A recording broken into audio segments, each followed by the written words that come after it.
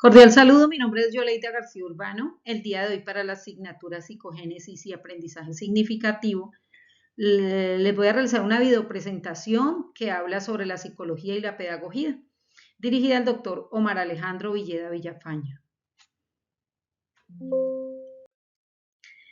Como introducción tenemos que definitivamente la psicología infantil desarrollada desde 1935 responde hoy de manera mucho más completa que antes y permite conocer las herramientas que tiene el educador en el ejercicio y su rol.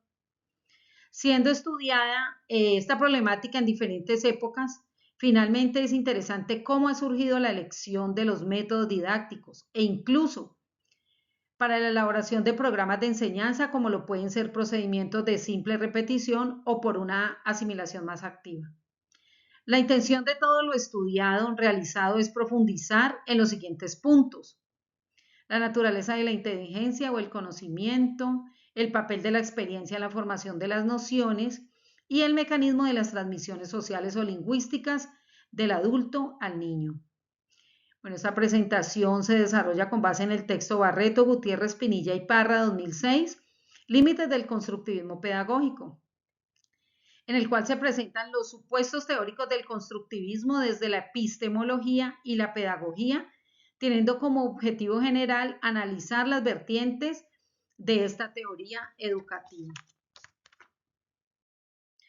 En el capítulo 2, los progresos de la psicología del niño y del adolescente.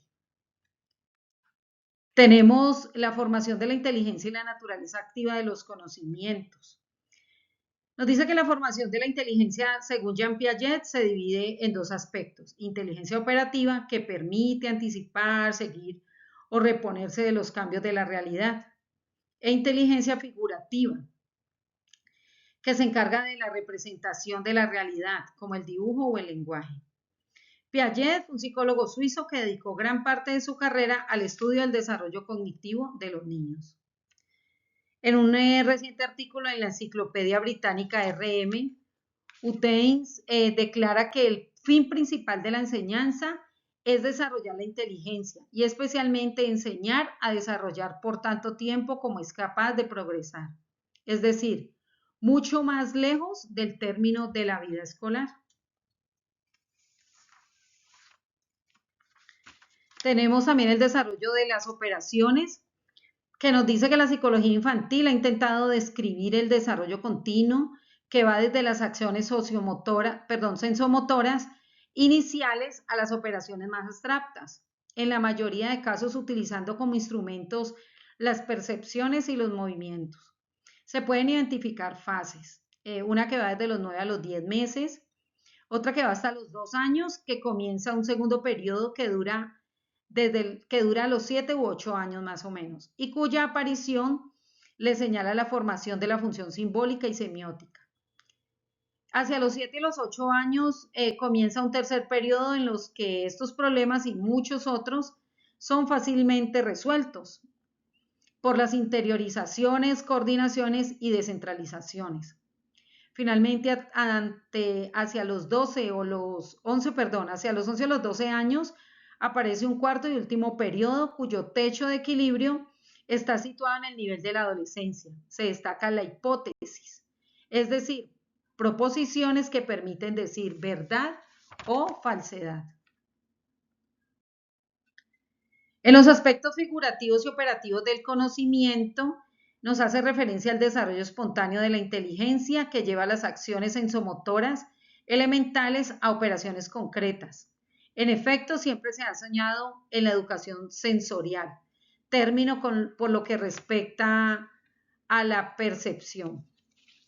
Tenemos los factores de inteligencia adquirida, que nos dice que es un punto que se relaciona a examinar lo que la psicología infantil ha podido enseñarnos en estos últimos años, desde el papel de la experiencia adquirida en la formación de la inteligencia sobre el desarrollo de la experimentación espontánea.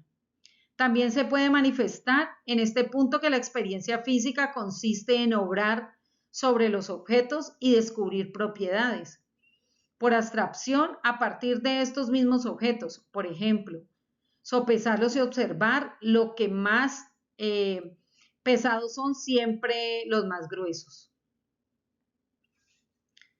Tenemos la maduración y el ejercicio que nos dice que en efecto la maduración del sistema nervioso solo está terminada al nivel de los 15 o 16 años. En consecuencia, parece evidente que juega un papel necesario en la formación de las estructuras mentales.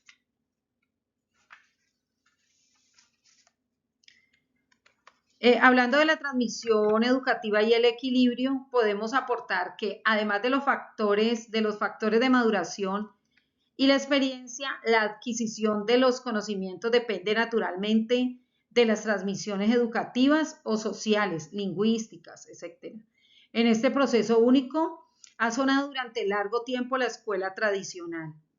La psicología no trata de omitirla de ninguna manera, sino que se dedica al estudio de los problemas que le conciernen y que se hubiera podido creer que habían sido resueltos hace tiempo. Es valioso tener claro que toda experiencia necesita una estructuración de lo real.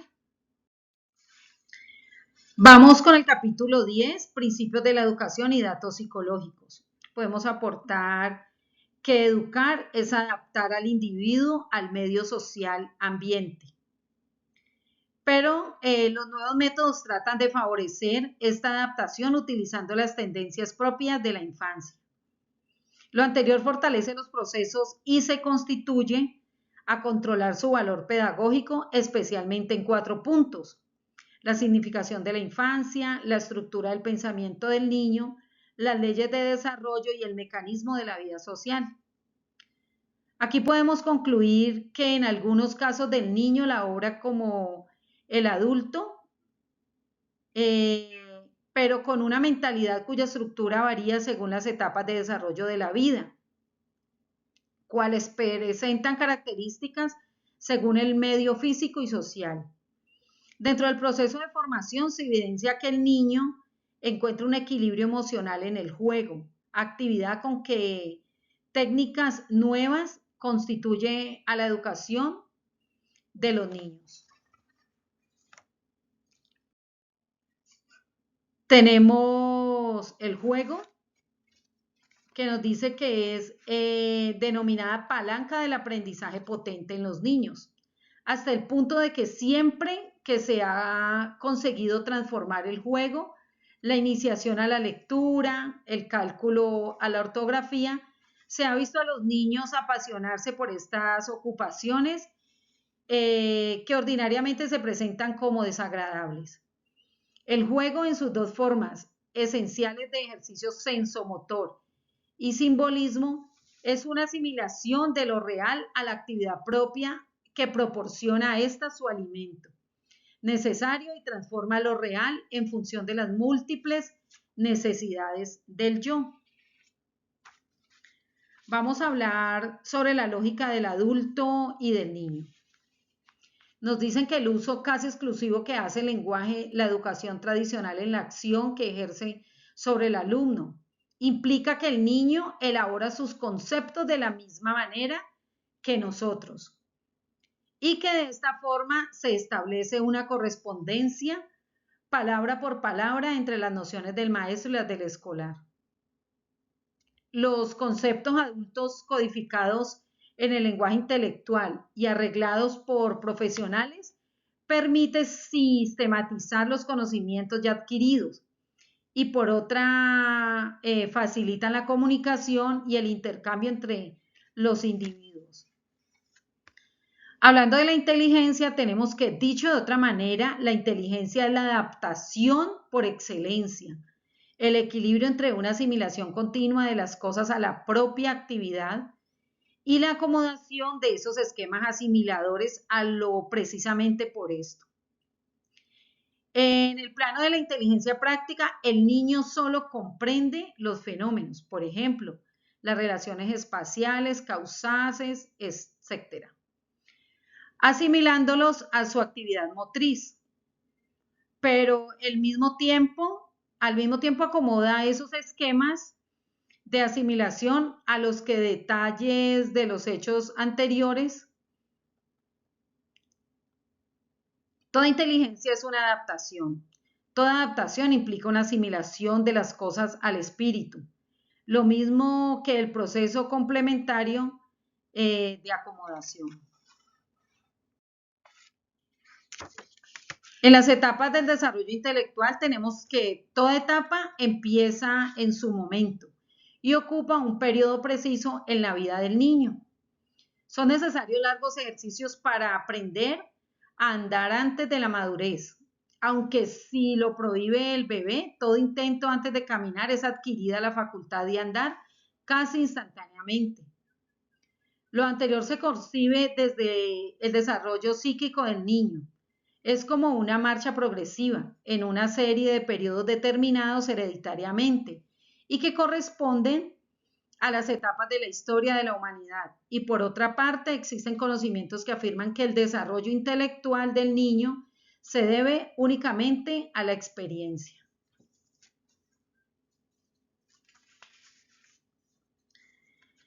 Hablando del valor de las etapas en pedagogía, tenemos que el entorno educativo es un mar de conocimiento. Se evidencia cuando se pregunta a niños de diferentes edades sobre los principales fenómenos naturales que les interesan espontáneamente. Se obtienen respuestas muy diferentes según el nivel de los sujetos interrogados.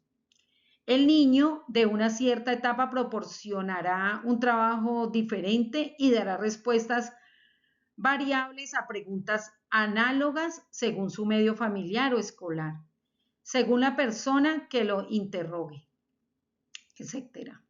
Eso significa también, por otra parte, que el medio puede jugar un papel decisivo en el desarrollo del espíritu, que la evolución de las etapas no está determinada en una vez para siempre en lo que refiere a las edades y a los contenidos del pensamiento. De una vez, pues, tenemos que, por lo tanto, los métodos sanos pueden aumentar el rendimiento de los alumnos e incluso acelerar el crecimiento espiritual sin perjudicar su solidez. En la vida social del niño tenemos que la cuestión de la influencia del medio en el desarrollo y el hecho de que las relaciones características de las diversas etapas son siempre relativas a un cierto ambiente, así como la maduración misma del espíritu, nos llevan a experimentar al término de esta breve exposición el problema psicopedagógico de las relaciones sociales propias de la infancia. Ahora bien, desde este punto de vista, el niño tiene que aprenderlo todo, aun cuando esté provisto de entrada de tendencias a la simpatía y la limitación.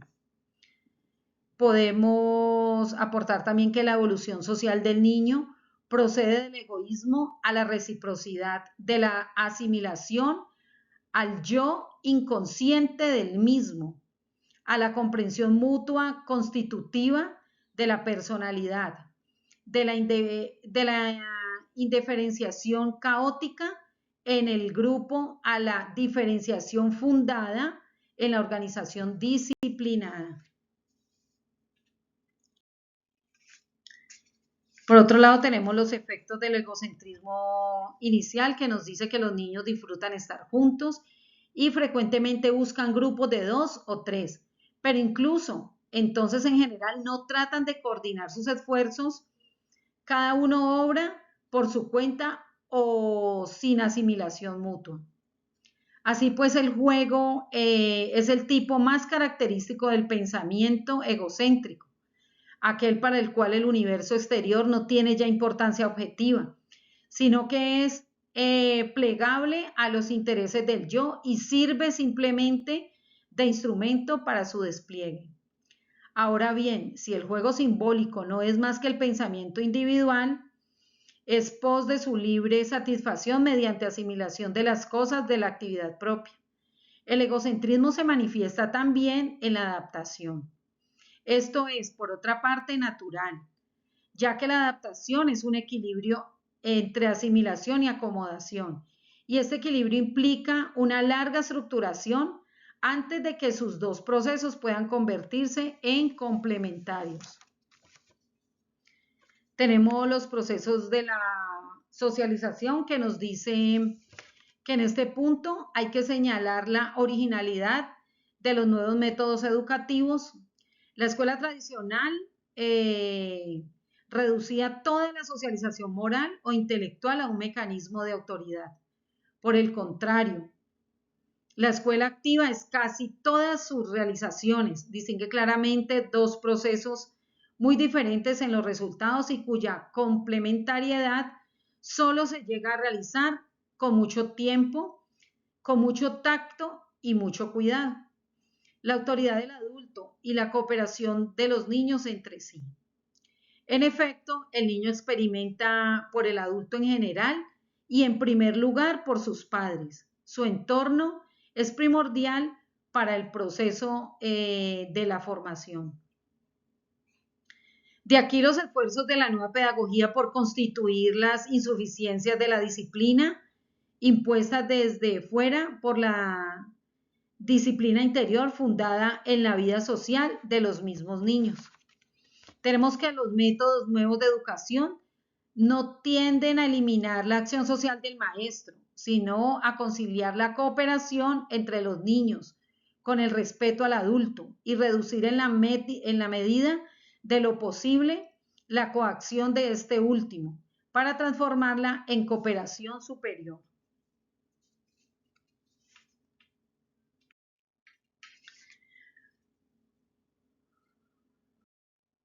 Bueno, como conclusión tenemos que desde el enfoque constructivista de Vygotsky se plantea que la enseñanza no se reduce a la transmisión y adquisición de un cúmulo de información, sino que constituye una de las fuentes del desarrollo y la enseñanza misma. Se define como el desarrollo artificial del infante. La esencia de la educación está definida en asegurar el desarrollo proporcionando al individuo herramientas, técnicas, interiores y operaciones intelectuales.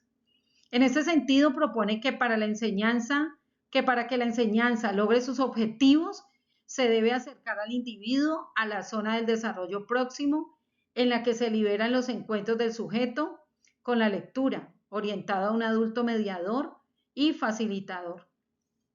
Por otro lado, podemos concluir que los límites del constructivismo pedagógico, según Barreto 2006, son variados e invitan a una reflexión crítica sobre su aplicación en la práctica educativa.